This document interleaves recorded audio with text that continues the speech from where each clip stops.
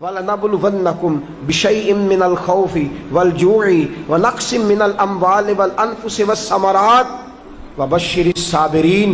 فرمایا میں ضرور تمہیں آزماؤں گا، میں ضرور تمہیں آزماؤں گا، خوف دے کر، جانوں مالوں پھلوں کی کمی دے کر، اور اگر تم صبر کیا تو میرے محبوب انہیں جنت کی اور میری رحمت کی خوشخبری سنا دیجئے۔ اگر کوئی نیک بیمار پڑ جائے تو اس کی اللہ آزمائش فرما رہا ہوتا ہے، اس کی اللہ آزمائش کرتا ہے، اللہ تبارک و تعالیٰ اس پر فضل فرماتا ہے، اس کی آزمائش کرتا ہے۔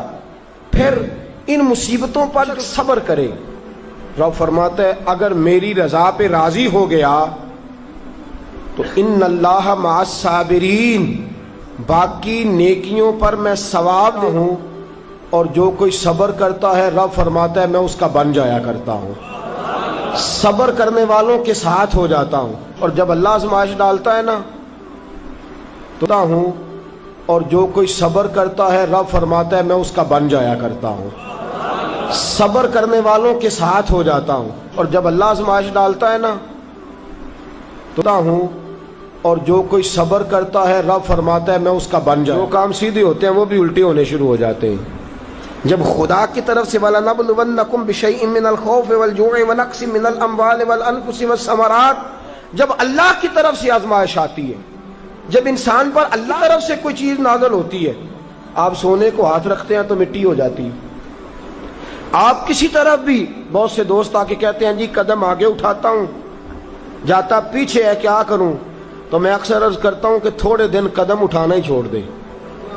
کیا کریں؟ بیٹھ کے اللہ اللہ کریں، صبر کریں، دعا کریں۔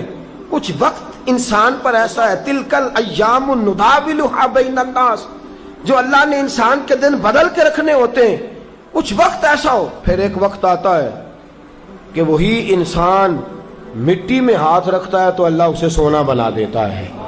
رب آزمائش کرتا ہے، رب آزماتا ہے۔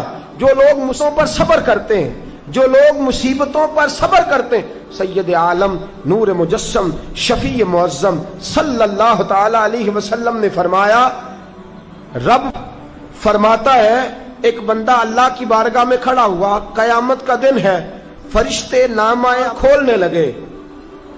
اللہ نے فرمایا فرشتوں تمہیں پتہ ہے میں نے اسے دنیا میں بڑے دکھ دیے تھے، اس پر بڑی آزمائشیں آئی تھیں، اس نے زندگی بڑی تکلیف میں گزاری تھی، تمہیں خبر ہے؟ یا اللہ ہم جانتے ہیں، بڑا صابر ہے، بڑا صابر ہے، اس نے سب ساتھ وقت گزارا، صبر کے ساتھ اپنے اوقات کو طے کیا۔ رب فرماتا ہے جو اتنا صبر کرے میں اس کا نامہ اعمال ٹٹولوں، اس کا نامہ اعمال کھولتے ہوئے مجھے شرم آ رہی ہے، سارا کچھ لپیٹ دو اور بغیر حساب کتاب اسے جنت میں داخل کر دو۔ یہ صبر کرنے والا ہے، یہ صبر کرنے والا ہے۔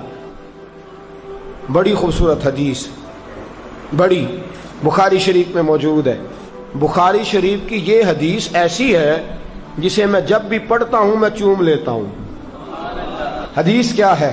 رسول کریم صلی اللہ تعالی علیہ وسلم نے فرمایا، رب فرماتا ہے ایک بندہ ہے، اس کو میں نے آنکھیں نہیں دی، اس کو میں نے آنکھیں نہیں دی، اندھا ہے، پیدائشی اندھا ہے یا بعد میں کسی وجہ سے ہو گیا، اس کے پاس آنکھیں نہیں، لیکن اس نے زندگی بھر صبر کیا، اس نے زندگی بھر صبر کیا، صبح قیامت وہ کھڑا ہوا تو رب کریم نے فرشتوں سے فرمایا، فرشتوں اس کو میں نے آنکھیں نہیں دی، بیچارہ نہ بیٹی دیکھ سکا نہ بیٹا، نہ باپ دیکھ سکا نہ ماں، یہ کوئی دنیا کا نظارہ نہیں کر سکا، تم بتاؤ اس کا اجر کیا ہے؟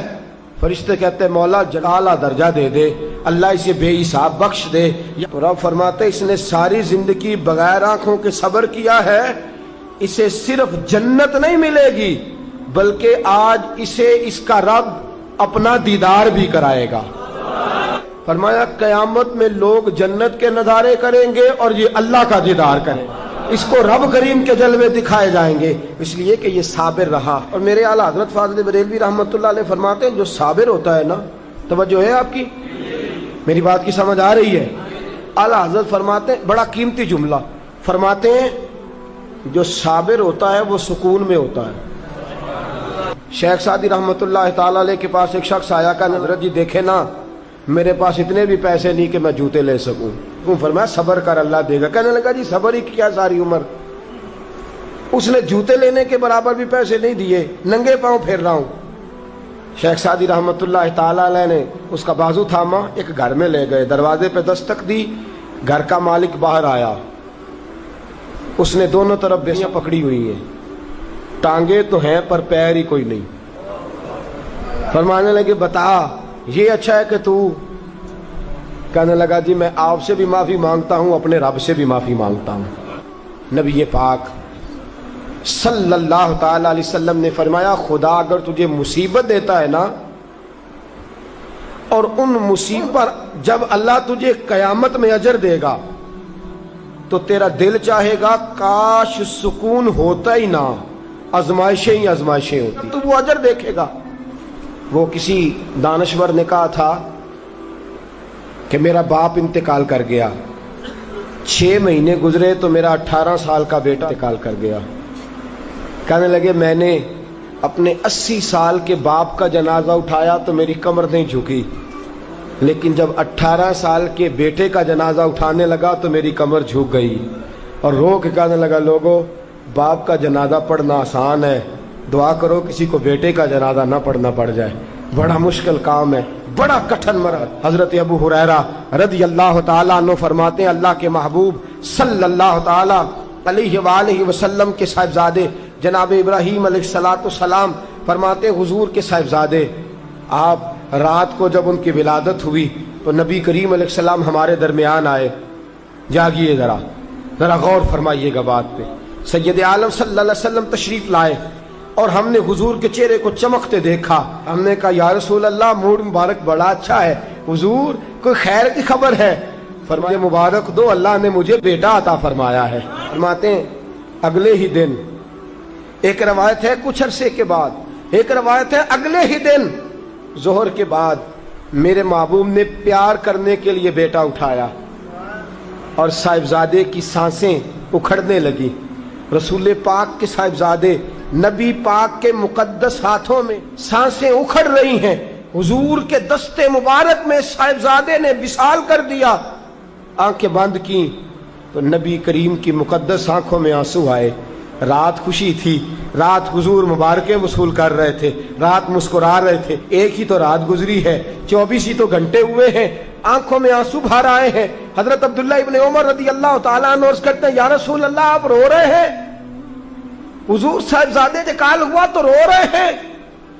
نبی رحمت صلی اللہ تعالی علیہ وسلم نے فرمایا عبداللہ دل میرا غمزدہ ہے، آنکھوں میں آنسو ہیں، پر میں اپنی زبان سے وہی جملے کہوں گا جس سے میرا اللہ راضی ہوگا، میں کوئی بے صبری والی بات نہیں کروں گا۔ اور یاد رکھیے مصیبتیں اللہ کے پیاروں پر آتی ہیں۔